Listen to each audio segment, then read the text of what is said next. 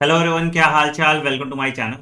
तुम लोग इन सवालों को लेके बहुत ज़्यादा भटक रहे थे कि सर नीट 2024 एग्ज़ाम का पेपर पैटर्न कैसा होगा, डिफ़िकल्टी लेवल कैसा होगा, जेई एग्ज़ाम को देखते हुए भी क्या हम एक्सपेक्ट कर सकते हैं नीट 2024 एग्ज़ाम से। सर कैसे टाइप के क्वेश्चन हमें करने चाहिए, क्या प्रीवियस ईयर क्वेश्चन करना चाहिए या नहीं करना चाहिए, एडेड टॉपिक पढ़ना है या नहीं, डिलीटेड टॉपिक्स पढ़ना है या नहीं, नई एनसीईआरटी में क्या क्या चेंजेस हैं, एलिजिबिलिटी क्राइटेरिया क्या है, कट ऑफ कैसा रहने वाला है और एप्लीकेशन फॉर्म कब आएगा। तो तुम्हें बड़ा क्यूरियोसिटी होता है इन सारे सवालों के जवाब जानने की। तो मैंने सोचा एक वीडियो में तुम्हारे इन सारे सवाल को निपटा दूं ताकि तुम फोकस करके पढ़ पाओ। तो फटाफट मैं 10 मिनट में अपनी बात खत्म करूंगा, बट वीडियो शुरू करने से पहले अगर आप इस चैनल पर नए हैं तो इस चैनल को सब्सक्राइब कर लीजिए, क्योंकि यहाँ पे आपको नीट एग्जाम से रिलेटेड सब कुछ अवेलेबल कराया जाता है टू द पॉइंट। ठीक है, चलिए शुरू करते हैं बिना किसी देरी के। सबसे पहली बात, एग्जाम पैटर्न कैसा होता है बेटा। आप लोग को पता होगा एग्जाम पैटर्न जो आपने पिछले साल देखा है वैसा एग्जाम पैटर्न होगा। पेपर दो पार्ट में आएगा, section A section B. Section A compulsory होता है, 35 क्वेश्चन होते हैं। सेक्शन बी ऑप्शन होता है जिसमें 15 में से आपको 10 क्वेश्चन करने पड़ते हैं। तो फिजिक्स में ऐसे करके आपको 45 क्वेश्चन करना पड़ता है, केमिस्ट्री में 45, बॉटनी में 45 और जूलॉजी में 45। एग्जाम ड्यूरेशन जो है 3 घंटे 20 मिनट का आपको दिया जाता है, जहां पे 200 में से आपको 180 क्वेश्चन अटेम्प्ट करने हैं। सिंपल है। सेक्शन ए में आपका जो है एग्जैक्टली नए एनसीईआरटी से चीजें पूछी जाएंगी, ठीक है। और सेक्शन बी जो है आपका, वहां पे आप देख सकते हो कि आपको शायद एडेड टॉपिक से भी क्वेश्चन पूछे जाएं जो नई एनसीईआरटी में आपके नहीं है। क्या डिलीटेड टॉपिक से क्वेश्चन आएगा? देयर इज अ 99.9% प्रोबेबिलिटी कि डिलीटेड टॉपिक से क्वेश्चन नहीं आएगा। अगर आता भी है तो सेक्शन बी में आएगा, जिसको आप स्किप कर सकते हैं। तो डिलीटेड टॉपिक आपको नहीं पढ़। ठीक है, आइए आपके बाकी सवाल पे जवाब दिए। डिफिकल्टी लेवल पेपर का कैसा होगा sir? Easy to moderate level. हमने अभी जेई मेंस का ही पेपर देखा, सारे paper easy to moderate level के थे। मतलब दो एग्जाम बहुत इजी आया, मतलब दो, जैसे मान लो कि फिजिक्स केमिस्ट्री बहुत इजी आ गया और मैथ्स थोड़ा लेंदी आ गया, तो वैसे दो बहुत इजी होगा और एक थोड़ा मॉडरेट लेवल का डिफिकल्टी लेवल पे होगा। यही आपने नीट के भी ट्रेंड में देखा है। तो कोई दो सब्जेक्ट आपको इजी देखने को मिलेगा और एक सब्जेक्ट थोड़ा डिफिकल्ट साइड को देखने को मिल जाएगा। तो आपको पेपर प्रैक्टिस इस तरह से करना चाहिए कि अगर आपने कोई एक टेस्ट सीरीज दिया तो उसमें फिजिक्स थोड़ा मॉडरेट रखो, केमिस्ट्री बायो इजी रख दो। फिर दूसरा मॉक टेस्ट दिया, उसमें केमिस्ट्री थोड़ा मॉडरेट रख दो, फिजिक्स और बायो इजी रख दो। तो वैसे करके आपको करना चाहिए। ठीक है, जैसा कि मैंने पहले बता दिया, आपका कोई भी क्वेश्चन डिलीटेड टॉपिक से नहीं आएगा। ठीक है, एडेड टॉपिक से क्वेश्चन आएगा, बट 99% प्रोबेबिलिटी है कि एडेड टॉपिक से जो क्वेश्चन है वो सेक्शन बी में आएगा, सेक्शन ए में नहीं आएगा। तो आपको सबसे पहले नए एनसीईआरटी के हिसाब से सिलेबस खत्म करना चाहिए, फिर एडेड टॉपिक पढ़ना चाहिए और डिलीटेड टॉपिक का सिर्फ पीवाईक्यू एग्जाम्पल करके चले जाओ, आपका काम हो जाएगा। क्वेश्चन पैटर्न में आप एसर्शन रीजन टाइप के क्वेश्चन देख सकते हैं, जेई मेंस के एग्जाम में भी आया हुआ है। स्टेटमेंट बेस्ड क्वेश्चन आप देख सकते हैं, क्रिटिकल थिंकिंग क्वेश्चन आप देख सकते हैं, डायग्राम बेस्ड आप क्वेश्चन देख सकते हैं, मैच द फॉलोइंग टाइप के क्वेश्चन देख सकते हैं। तो you should practice different types of question. और इसी क्वेश्चन प्रैक्टिस करने के लिए हमने 3 किताबें आपके लिए निकाली थी। 10,000 क्वेश्चन की किताब बायो की, जिसमें इस सब तरह के क्वेश्चन है।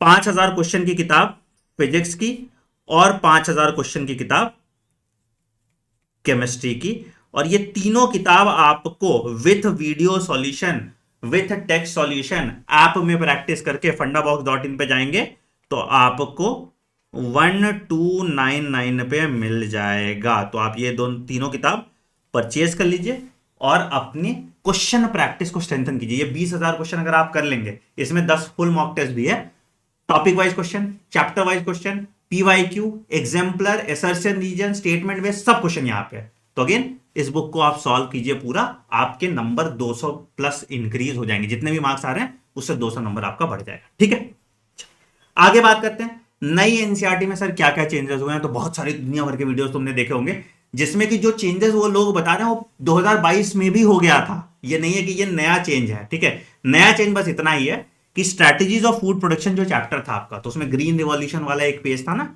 वो ग्रीन रिवॉल्यूशन वाला जो पेज है वो बायोटेक्नोलॉजी एंड एप्लीकेशन में डाल दिया है।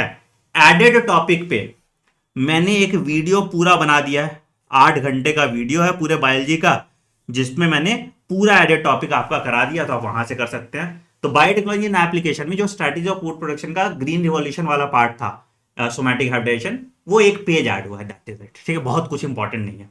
रेस्पिरेशन इन प्लांट्स में जो रिटर्न वाला पार्ट है वहां पे क्या कर दिया कि 4H प्लस करके कह दिया है कि भैया ये एक एटीपी बनाता है, ठीक है। पहले हम लोग पढ़ते थे 2H प्लस तुम्हारा एक एटीपी बनाता है, ठीक है। बट डायग्राम अभी देखोगे तो डायग्राम में अभी भी 2H प्लस ही एक एटीपी दिया हुआ है। ऐसे डायग्राम में जब देखोगे तो यहां पे 2H प्लस दिया हुआ है और यहां पे एक एटीपी दिया हुआ है, बट आप अगर मार्क करोगे तो क्या करोगे 4H प्लस एक एटीपी देता है, ठीक है।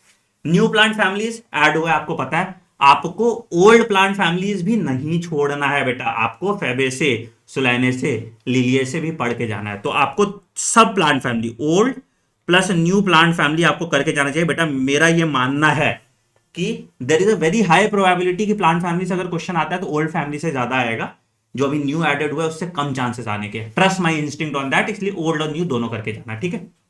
पी ब्लॉक पूरा पढ़ के जाना बेटा, कह देंगे ये कह रहे ये तो पीरियोडिक टेबल का क्वेश्चन हमने डाल दिया था, तो इसलिए पी ब्लॉक पूरा पढ़ के जाना। एक्सपेरिमेंटल फिजिक्स और प्रैक्टिकल केमिस्ट्री लास्ट के लिए बचा के रखो, लास्ट में ओवरव्यू देख लेना, इस पे सवाल नहीं आएगा। मेरा अगेन मानना है कि इस पे सवाल नहीं आएगा, तो देख लेना, इसको लास्ट में पढ़ के जाना, अभी के लिए छोड़ दो इसको, ठीक है। चलिए अब आते हैं एलिजिबिलिटी क्राइटेरिया पे। भैया तुम्हारे एज लिमिट पे बड़ा झंझट होता है, तो एज लिमिट ये है कि 31 दिसंबर 2024 से पहले आप 17 साल के हैं अगर आपको नीट 2024 का एग्जाम देना है, ठीक है। अगर नीट 2025 का देना है तो आपको 17 साल का होना है 31 दिसंबर 2025 तक, ठीक है। अपर एज लिमिट कुछ नहीं है, तो आप कितने साल के भी हैं आप नीट एग्जाम दे सकते हैं। कोई अटेम्प्ट लिमिट नहीं है, आप कितनी बार भी नीट एग्जाम दे सकते हैं, ठीक है।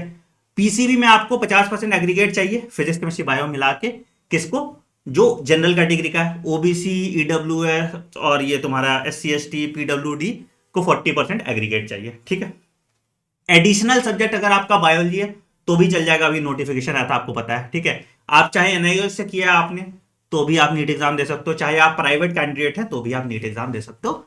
इस पे बिल्कुल क्लियर रहिएगा, क्योंकि ये सब मैटर सुप्रीम कोर्ट में है और इस पे आ गया है नोटिफिकेशन कि आप एलिजिबल है इसके लिए, ठीक है। ठीक है सर, अब लास्ट टॉपिक जो सबसे ज्यादा क्यूरियोसिटी तुमको आता है, सर कट ऑफ लेवल क्या होगा। तो कट ऑफ पे मैंने एक डिटेल वीडियो पहले बनाई हुई थी, आप जाके देखोगे। मैंने बोला था कि कट ऑफ जो है या तो नीट 2023 के लेवल का ही रहेगा या उससे नीचे ही रहेगा। नीट 2023 में कट ऑफ का लेवल बहुत ज्यादा इंक्रीज कर गया था। क्यों नीचे रहेगा, उसका रीजन है बेटा, पहले नए एमबीबीएस कॉलेजेस बहुत सारे ऐड हो रहे हैं तो सीट्स इंक्रीज करेंगी। दूसरा, पेपर का डिफिकल्टी लेवल या तो नीट 2023 के लेवल का रहेगा या इससे थोड़ा लोअर लेवल का जाएगा। Plus there is confusion among the syllabus also, तो एक दो क्वेश्चन ऐसा होगा जो किसी से नहीं बनेगा, तो ओवरऑल कट ऑफ जो है आपका थोड़ा लोअर साइड पे जाएगा। ये मेरा प्रेडिक्शन है, ठीक है। आखिरी सवाल जिसको बहुत ज्यादा चुल है तुम्हें जानने का कि सर एप्लीकेशन फॉर्म कब आएगा। बेटा एप्लीकेशन फॉर्म का अचार डालोगे तुम, एप्लीकेशन फॉर्म होपफुली अभी तक आ जाना चाहिए था, क्यों नहीं आ रहा वो मुझे लगता है इलेक्शन का कुछ नाटक होगा, ठीक है। बट जब भी आ जाएगा आपके पास लगभग 1-1.5 महीने का टाइम रहेगा फॉर्म भरने का। तसल्ली पूर्वक इस चैनल पे बने रहिए, जिस दिन आएगा आपको इन्फॉर्मेशन दे दिया जाएगा। अभी इधर उधर से ज्ञान लेके क्या फायदा। तो जिस दिन एप्लीकेशन फॉर्म आएगा उस दिन डॉक्यूमेंट क्या चाहिए होगा वो भी मैं बता दूंगा। अभी डॉक्यूमेंट बनवाने की कोई ऐसा जरूरत नहीं है, आपका फोकस आपके पढ़ाई पे होना चाहिए। तो बेटा मैं यही कहूंगा कि 90 दिन बचे हैं। मैंने कल ही एक वीडियो डाला था कि अभी से भी मेहनत करके आप 550 प्लस मार्क्स ला सकते हैं। कमेंट सेक्शन में मेंशन है, आप उस वीडियो को पूरा देखिए और जान लगा दीजिए। आई होप आप मेरी बातों को सीरियसली लेंगे और एटलीस्ट अब अगले 10 दिन तक इस तरह के कोई स्ट्रैटेजी वीडियोस नहीं देखेंगे। सिर्फ आज की ये वीडियो आप देख लो और उसके बाद का एक और वीडियो जो मैंने अभी बताया 550 प्लस मार्क्स वाला, उसको देखिए, उसको इंप्लीमेंट कीजिए और पढ़िए। तो देखो मैंने अपनी बात बहुत कम टाइम में खत्म कर दी, आपका समय ना नष्ट करते हुए। तो आई होप आप भी अपने समय को इसी तरह से अहमियत देंगे और नीट एग्जाम में मेहनत करेंगे। Thank you. वीडियो पसंद आए वीडियो को लाइक जरूर कर दीजिएगा, चैनल को सब्सक्राइब कर दीजिएगा और बेल आइकन दबा दीजिएगा ताकि आप कोई नोटिफिकेशन मिस ना करें। तुम्हारे सारे कंफ्यूजन नीट एग्जाम से रिलेटेड क्लियर हो गए होंगे। अगर कोई और सवाल है तो कमेंट सेक्शन में मेंशन करो। Thank you.